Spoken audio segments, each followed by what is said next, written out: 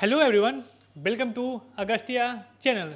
दोस्तों, आज फिर आपके लिए 25 महत्वपूर्ण क्वेश्चन का सीरीज आ चुका है। तो चलिए देखते हैं आज का पहला प्रश्न।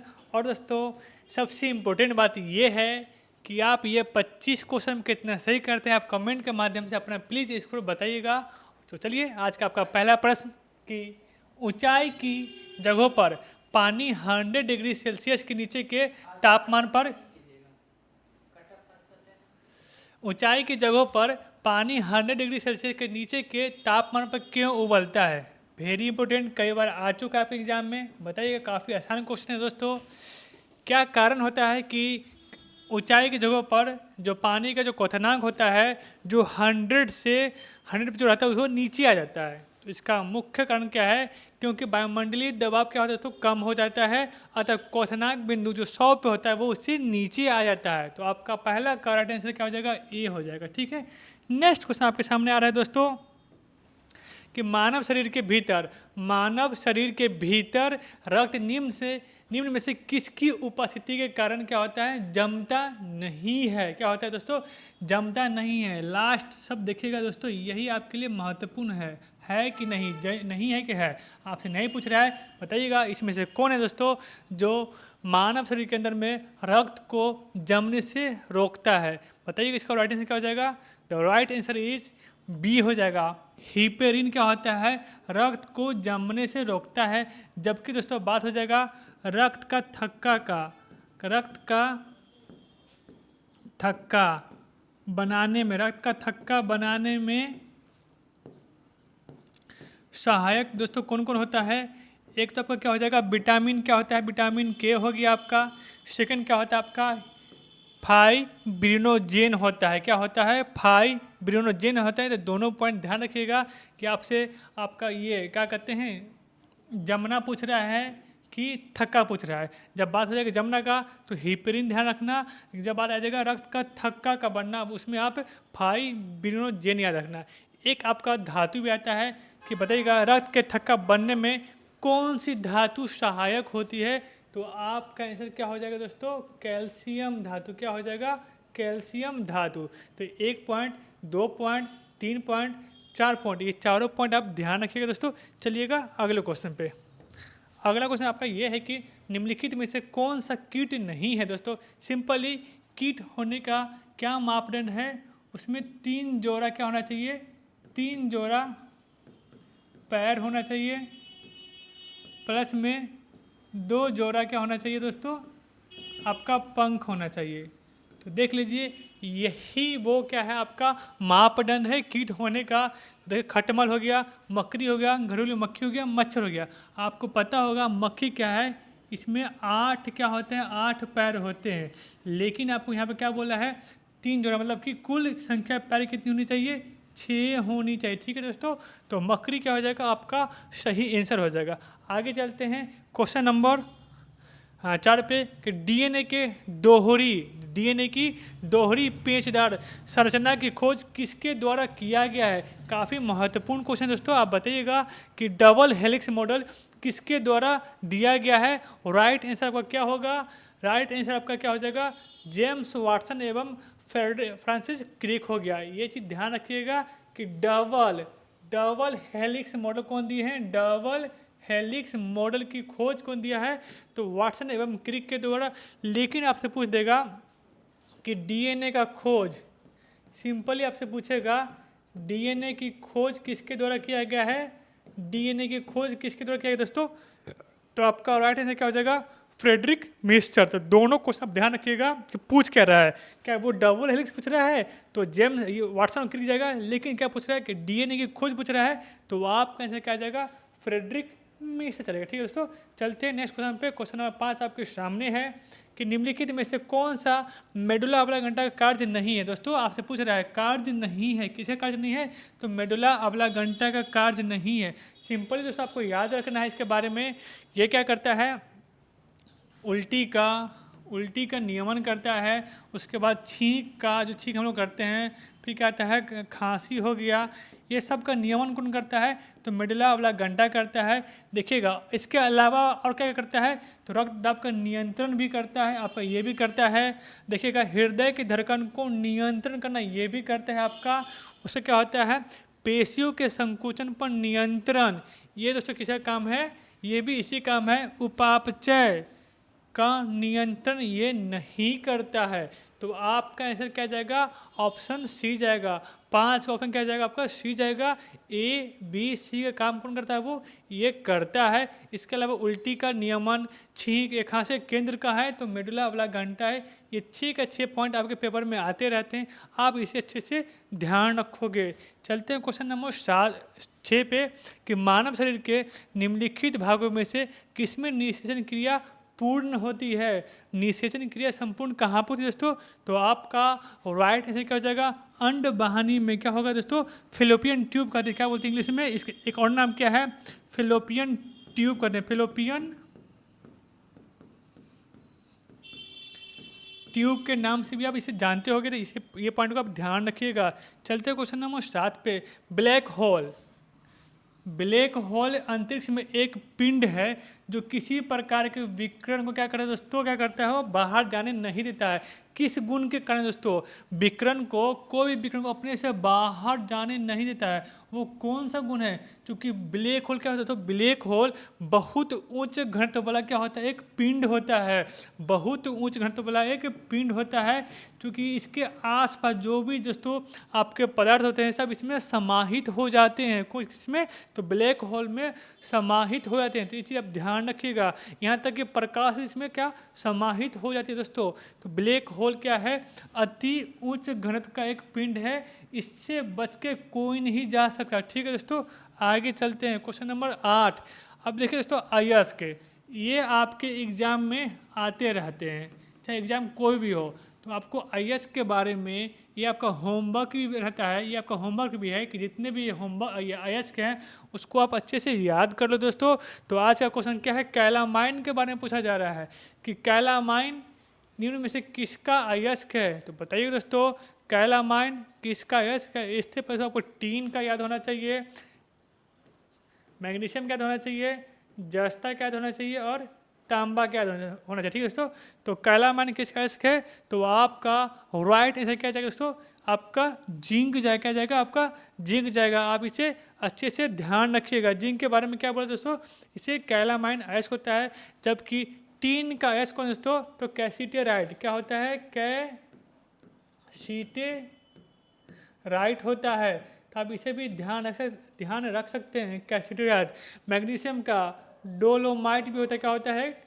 डोलोमाइट भी होता है। तो बहुत से अयस्क है, आपको अच्छे से इसे याद रखना होगा। तो कोई भी अयस्क आपके एग्जाम में आ सकते हैं। ठीक है दोस्तों, चलिए क्वेश्चन नंबर 9 पे चलते हैं कि परमाणु के कक्षों को भरने की क्रम किसके द्वारा बताया गया था दोस्तों? क्या होता है? इलेक्ट्रॉनिक विन्यास बोलो या क्या बोलो, परमाणु में कक्षों भरने का जो सिद्धांत था वो किसके द्वारा दिया गया है?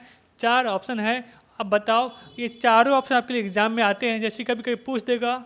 लेकिन उससे पहले ये क्वेश्चन कैसे क्या जाएगा आपका? ऑफ वाउ सिद्धांत जानता है। क्या जाता है? ऑफ वाउ सिद्धांत जानता है।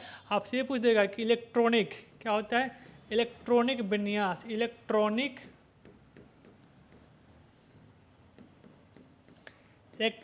विन्यास वाली सिद्धांत किसके द्वारा दिया गया था?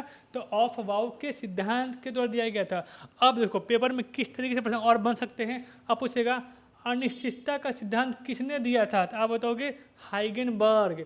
बोलेगा अपवर्जन का सिद्धांत किसने दिया था? तो यहाँ से भी प्रश्न बनते हैं आपके एग्जाम में, ऑप्शन से भी प्रश्न बनते हैं। तो आप इसे अच्छे से ध्यान रखोगे कि अपवर्जन का सिद्धांत किसने दिया था? तो पाउली साहब ने दिया था। अनिश्चितता का सिद्धांत कौन दिया था दोस्तों? तो हाइगेनबर्ग साहब ने दिया था। ये पॉइंट क्वेश्चन बनते हैं, आप इसे अच्छे से ध्यान रखोगे। आते हैं क्वेश्चन नंबर 10 पे कि सूरज के उगने से पहले एवं सूरज के डूबने के बाद। अब देखो पहले और बाद ध्यान रखना, उगने से पहले जब भी दोस्तों जब बात आ जाए कि ऐसे तो जानते हो कि प्रकाश की परिकिरणीय घटना से हम लोग रंग देख पाते हैं, लेकिन दोस्तों सूरज का उगने से पहले और डूबने के बाद जो हम लोग का लाल दिखता है वो किसकी घटना से होती है? जो चूंकि दोस्तों माध्यम चेंज हो रहा है, माध्यम जब चेंज हो जाएगा तो आपका आंसर हमेशा क्या जाएगा? अपवर्तन जाएगा। क्या जाएगा? प्रकाश का अपवर्तन। क्या होता है? यहाँ से माध्यम चेंज हुआ, जहाँ भी माध्यम चेंज हो गया, माध्यम परिवर्तन हो गया, वहाँ पे आपका क्या जाएगा? अपवर्तन। जैसे कि देखो आप मतलब कि हम लोग सिंपली कैसे देख सकते हैं, ये पानी है, पानी के बोतल दोस्तों हम लोग क्या है वायु के माध्यम से पानी को देख रहे हैं, पानी के अंदर में एक वस्तु डाल दिए, सिक्का डाल दिए, वो सिक्का ऊपर उठा हुआ महसूस होता है। तो आपको अब आप कैसे समझोगे? क्योंकि आप क्या है वातावरण में है, वायु में है, और आप कहाँ की चीज़ों को देख रहे हैं? तो पानी के अंदर क्या, तो माध्यम में बदलाव हो रहा है ना। तो हमेशा कि माध्यम में अगर बदलाव हो रहा है तो हमेशा से क्या जाएगा? प्रकाश का अपवर्तन। ये चीज़ आप ध्यान रखिएगा। अब चलते हैं क्वेश्चन नंबर 11 पे कि निम्नलिखित में से कौन सा संयोजी ऊतक नहीं है? दोस्तों क्या पूछ रहा है यहाँ पे? देखिए फिर से लास्ट में हमेशा प्रश्न के पूछ पे ध्यान देना बहुत जरूरी है दोस्तों। क्या होता है ना कि आदमी यहाँ तक पढ़ता है, संयोजी ऊतक पढ़ा, सीधे आगे ऑप्शन पे, और हम लोग जानते हैं ये चारों ऑप्शन को अच्छे से जानते हैं, लेकिन ये चीज़ हम पढ़ नहीं पाते नहीं के बारे में, और हमारा सारा क्वेश्चन का क्या होता है, जो डिमांड होता है वही क्या होता है, सही से न पढ़ने का गलत हो जाता है। दोस्तों ध्यान रखिएगा कि संयोजी ऊतक नहीं है तो है कौन कौन? रक्त आपका संयोजी है, तरल संयोजी ऊतक, तरल संयोजी ऊतक के नाम से जानते हैं हम लोग। किसको जानते हैं? रक्त को। हड्डी क्या है आपका? है। उपास्थि आपका है, जबकि त्वचा क्या है दोस्तों आपका? इसका आंसर हो जाएगा, ये होता है दोस्तों, क्या होता है?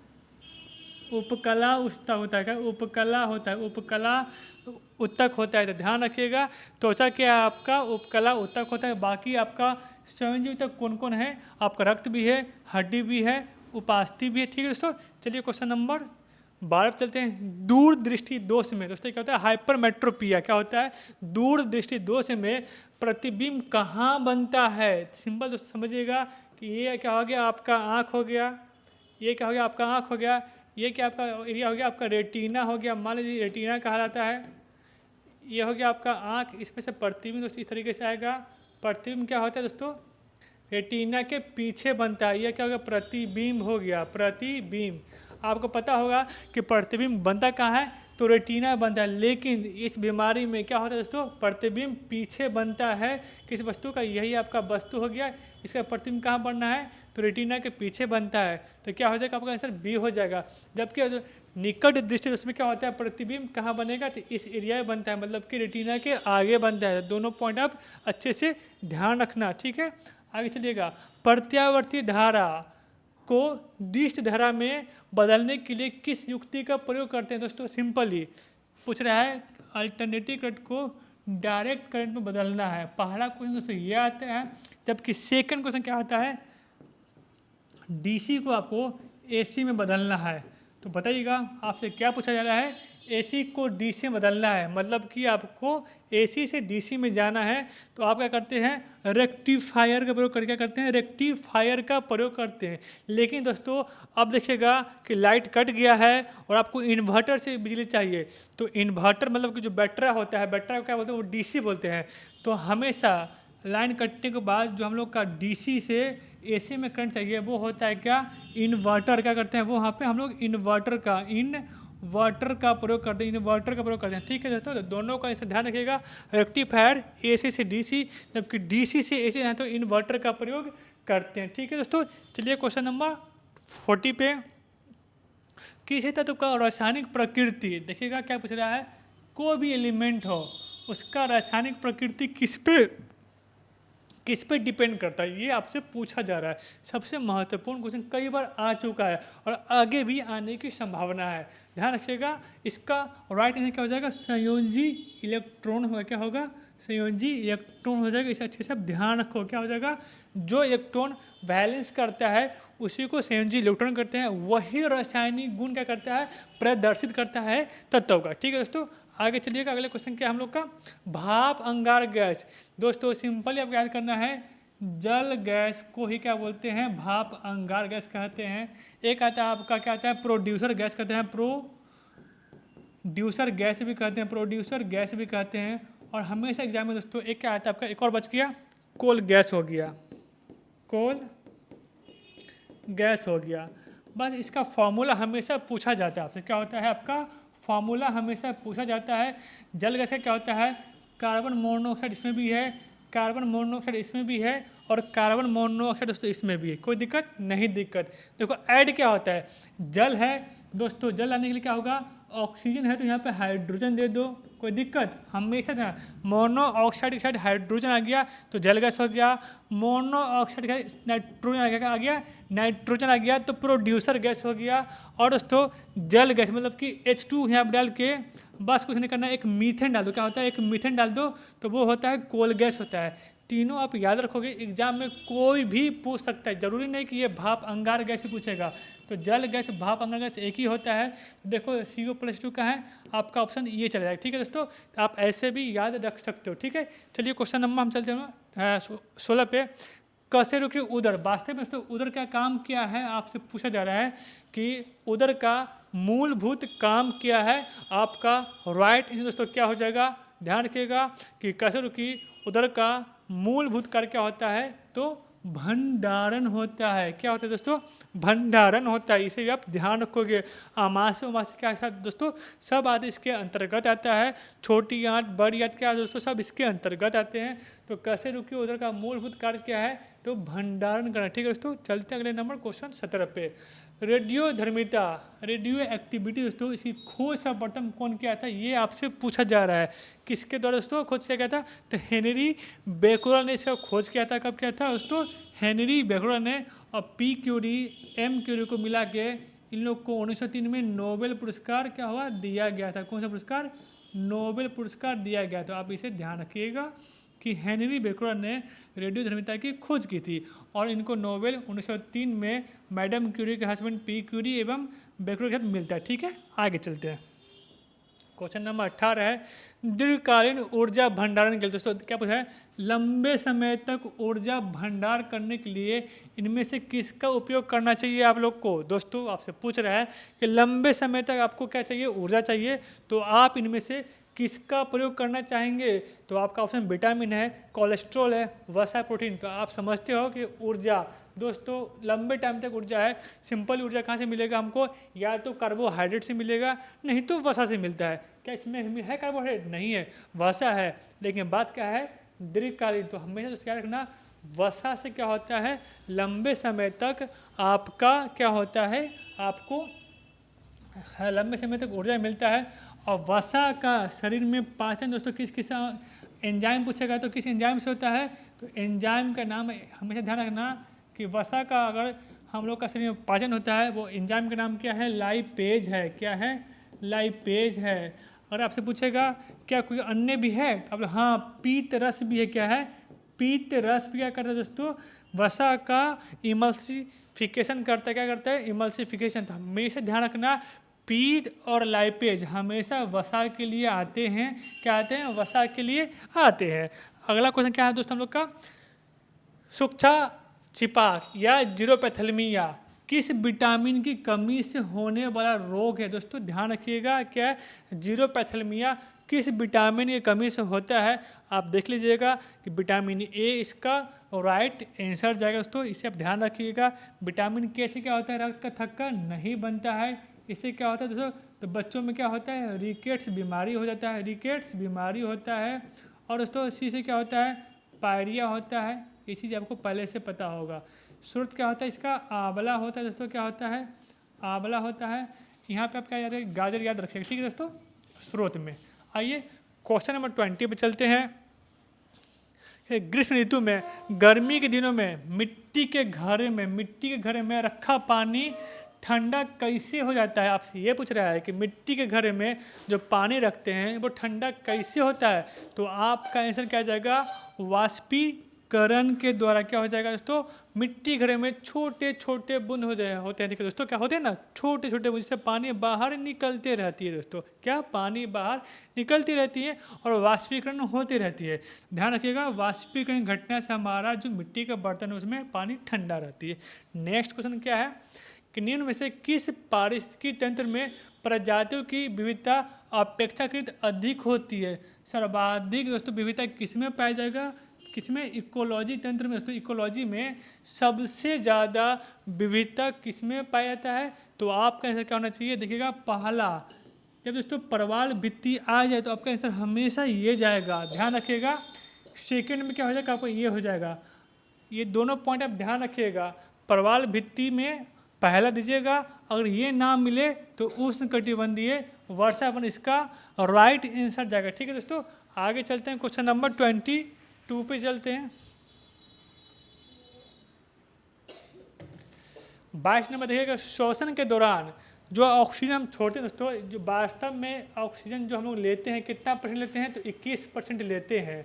बात है जब ऑक्सीजन हम छोड़ते हैं तो कितना मात्रा बच जाता है दोस्तों, तो और उसको CO2 में कितना बदलाव होता है, तो O2 दोस्तों क्या होता है, ये 17% हो जाता है। बाकी जो 4% हो गया वो क्या होता है दोस्तों, CO2 बन के निकलता है। तो ध्यान रखिएगा, ये हम लोग लेते हैं, ये क्या करते हैं हम लोग छोड़ते हैं, दोनों को ध्यान रखिएगा। ठीक है दोस्तों, अब देखिएगा 17 के आसपास कौन है दोस्तों, ऑप्शन ए है, तो आप इसे क्लिक कर दीजिए। ठीक है दोस्तों, चलिए क्वेश्चन नंबर 23 पे चलते हैं कि निम्नलिखित में से किसका उपयोग फायरमैन की वर्दी, किसका दोस्तों, तो फायरमैन की वर्दी के आग प्रतिरोधी बनाने में, मतलब क्या आग न लगे ऐसा कौन सा प्लास्टिक का प्रयोग कर दें दोस्तों, क्या, तो आपको याद होगा कि राइट आंसर क्या हो जाएगा आपका, मेलामाइन हो जाएगा। क्या हो जाएगा दोस्तों, मेलामाइन प्लास्टिक हो जाएगा, जो कि एक थर्मोसेटिंग प्लास्टिक है, जो कि थर्मोसेटिंग एक प्लास्टिक है।